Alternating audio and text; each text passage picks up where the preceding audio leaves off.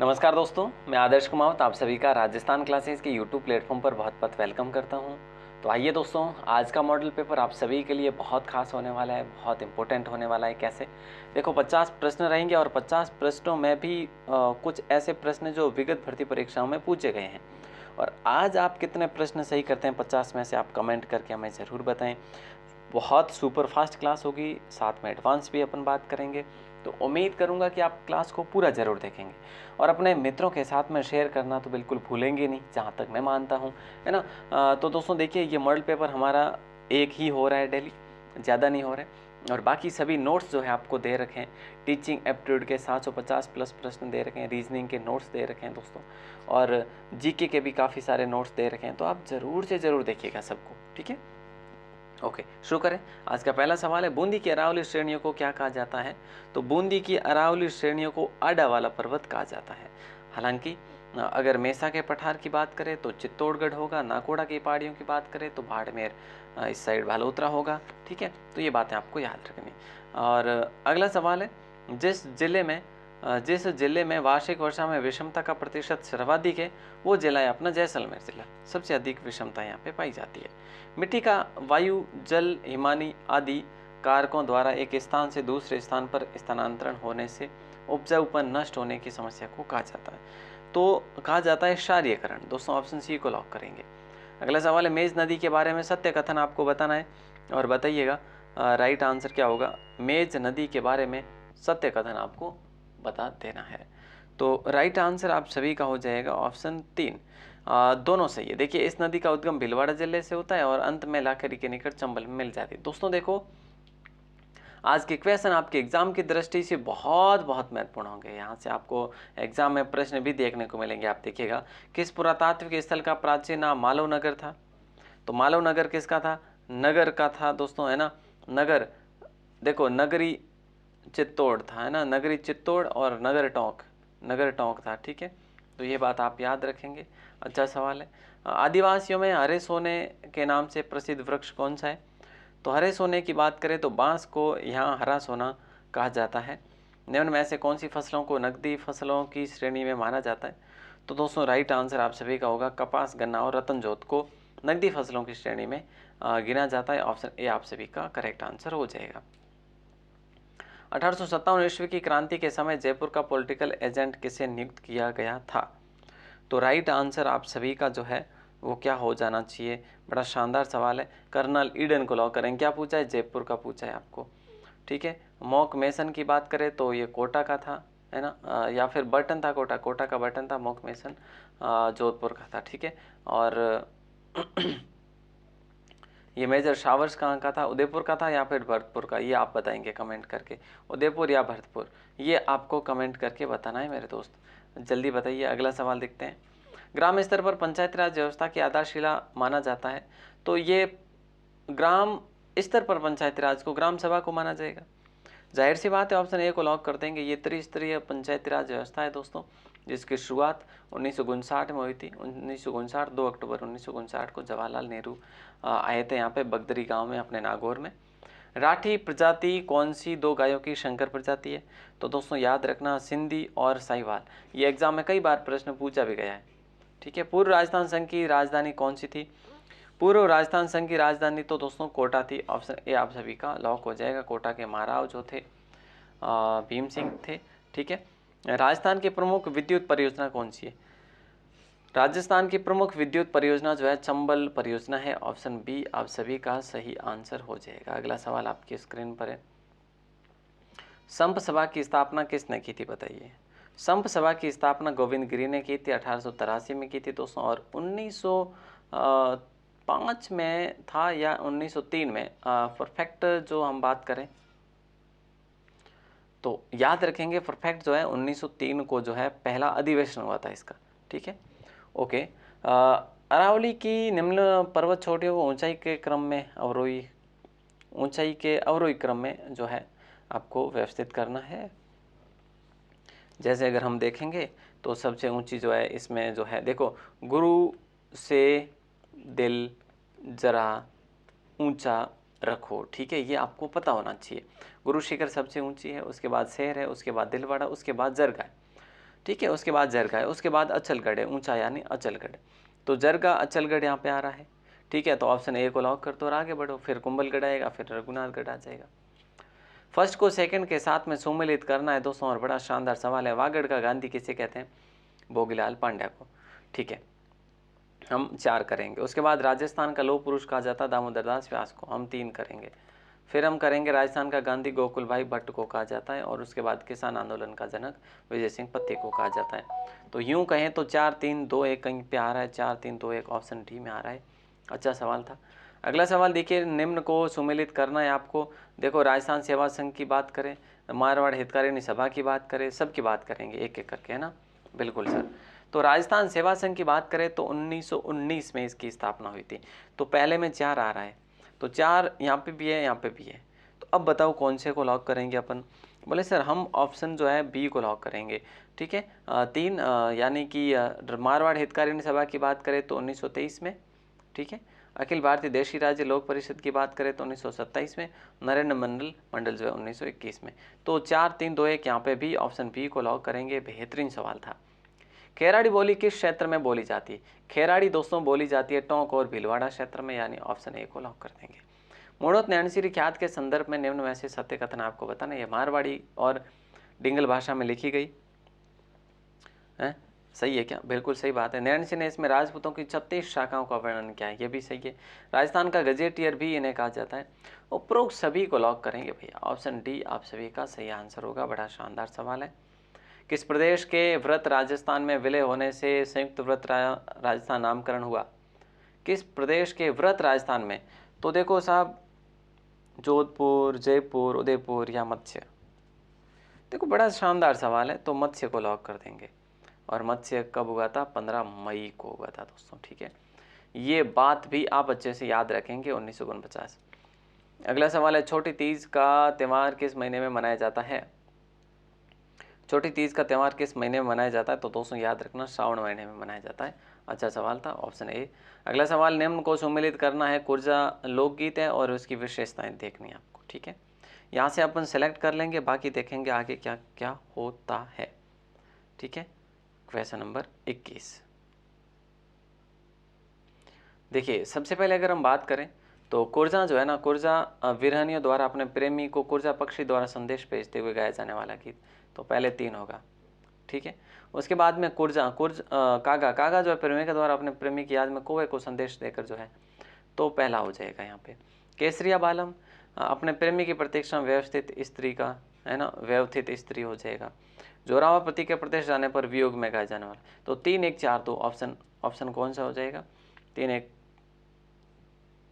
1 2 4 sorry 3 1 2 4 ही होगा ना? बिल्कुल, ऑप्शन ए को लॉक करेंगे। 3 1 2 4 होगा भैया। जोरावा डी में 4 है, बिल्कुल सही है।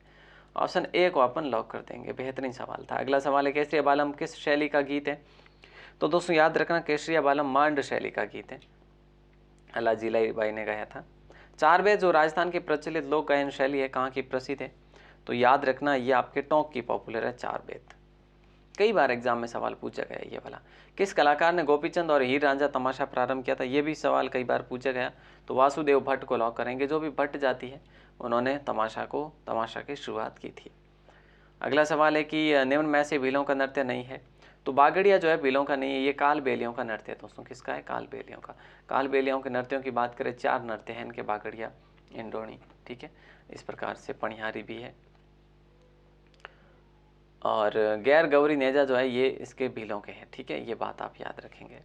सर्पदंश इलाज के लिए कौन से देवता पूजे जाते हैं? तो याद रखिएगा दोस्तों, अच्छा सवाल है। गोगा जी पूजे जाते हैं सर्पदंश के लिए। हालांकि तेजा जी भी पूजे जाते हैं, पर ऑप्शन इस प्रकार से आ जाए तो फिर गोगा जी को करेंगे आप।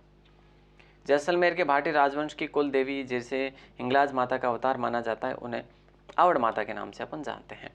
ठीक है, सकराय माता का मंदिर झुंझुनू में है। जीण माता का मंदिर सीकर में है। आशापुरी माता का मंदिर बालोतरा में है।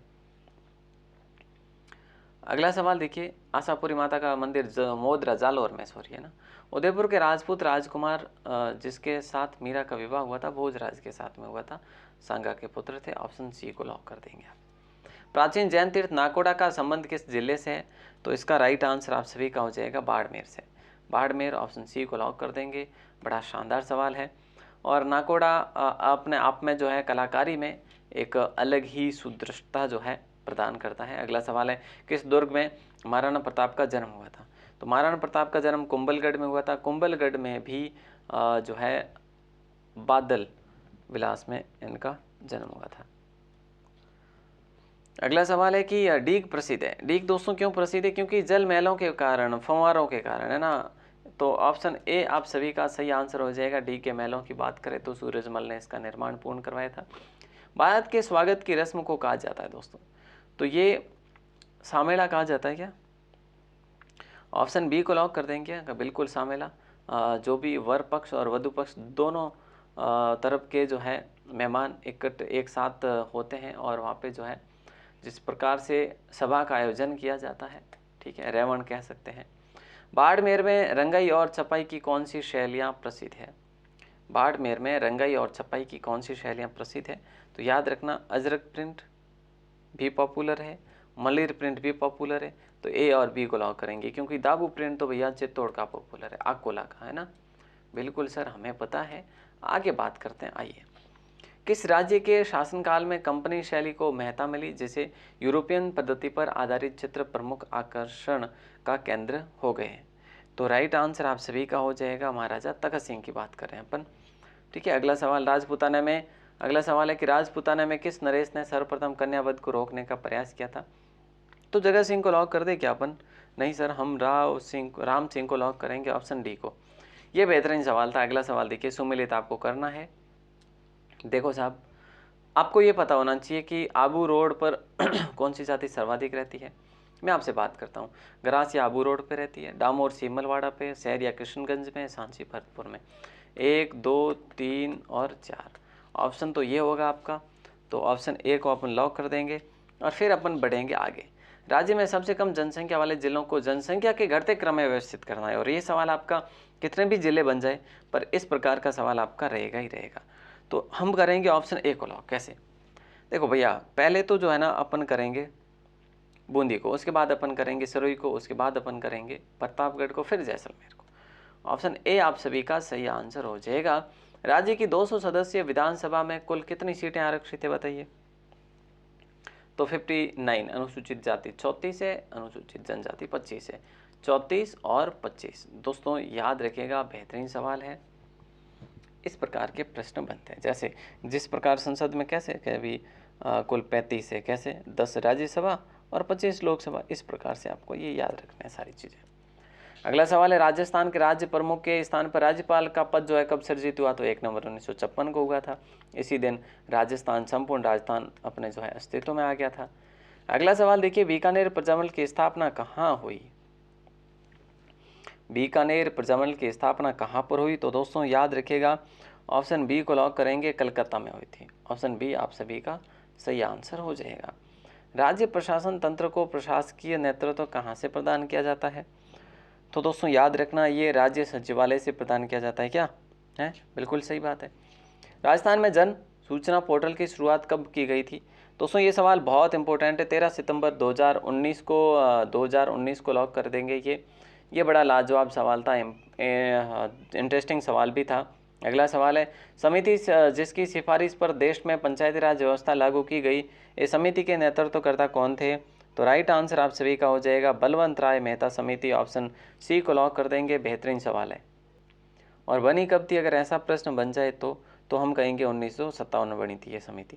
अगला सवाल है कि करौली प्रजामंडल की स्थापना किसने करी थी दोस्तों? तो करौली प्रजामंडल की स्थापना त्रिलोकचंद ने करी थी। ऑप्शन बी आप सभी का सही आंसर हो जाएगा। और अगला सवाल देखो, क्या कहा जा रहा है कि राजस्थान दिवस कब मनाया जाता है? तो राजस्थान दिवस 30 मार्च को मनाया जाता है। और 30 मार्च के दिन JJJB मैं कई बार बता चुका हूँ, जोधपुर, जयपुर और जैसलमेर और बीकानेर 4 बड़ी रियासतें इसमें शामिल हुई थी। बालाथल किस जिले में स्थित है दोस्तों? तो बालाथल आपके उदयपुर में स्थित है। ऑप्शन बी को लॉक करते हैं। ये एक क्या है? सभ्यता स्थल है। राजस्थान के जिस जिले में जनसंख्या घनत्व सर्वाधिक पाया जाता है वह है, तो सर्वाधिक जनसंख्या घनत्व जो है ना भैया जयपुर में पाया जाता है। नीमच छावनी में सैनिकों ने किसके नेतृत्व में विद्रोह कर शस्त्रागार में आग लगा दी थी? तो राइट आंसर आप सभी का हो जाएगा option B, Mohammad Ali Baig. Yes, okay, लगातार बी को लॉक कर रहे हैं अपन। निम्न युग में से असंगत है, बताइए। मत्स्य संघ 18 मार्च 1948, संयुक्त राजस्थान 30 मार्च 1949, संयुक्त वृद्ध राजस्थान 15 मई 1949, राजस्थान संघ 25 मार्च 1949। असंगत कौन सा है? तो क्या राजस्थान संघ को असंगत कर लिया जाए? नहीं सर, संयुक्त वृत्त राजस्थान को असंगत करेंगे, ऑप्शन बी को।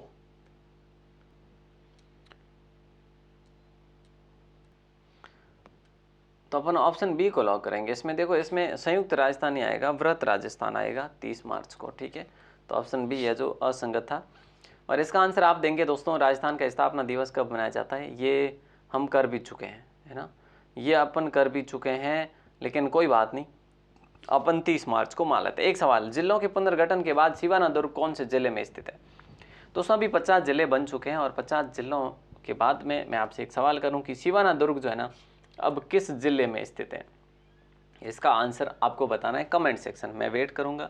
पूर्णतः आप इस क्लास को कंप्लीट कर चुके हैं, और आज कितने प्रश्न आपके सही हुए दोस्तों? अगर आप लास्ट तक जुड़े हैं तो ज़रूर बताइएगा, आपका मन है तो, नहीं तो कोई बात नहीं, ठीक है। लेकिन क्लास के बारे में ज़रूर बतलाइएगा कि आपको क्लास कैसी लगी। सुप्रभात थी, ज़्यादा समय आपका बर्बाद हुआ नहीं, एग्ज़ाम आपका नज़दीक है। ऑल द बेस्ट दोस्तों, मिलते हैं अगली क्लास में, तब तक के लिए शुक्रिया, जय हिंद, वंदे मातरम। और हाँ, आप हमारे ग्रुप में भी ऐड हो सकते हैं, अपना नाम और ज़िला लेकर अगर मैसेज करते हैं आप, तो आपको ग्रुप में ऐड कर लेंगे। यहाँ पे आपको नोट्स, PDF नोट्स वगैरह मिलते हैं, जिसे आप इजीली डाउनलोड कर सकते हैं। इन सभी के नोट्स भी प्रोवाइड करवा रखे हैं। ऑल द बेस्ट, जय हिंद, वंदे मातरम। लेकिन नाम लिख कर ही मैसेज करें प्लीज़, है ना। धन्यवाद।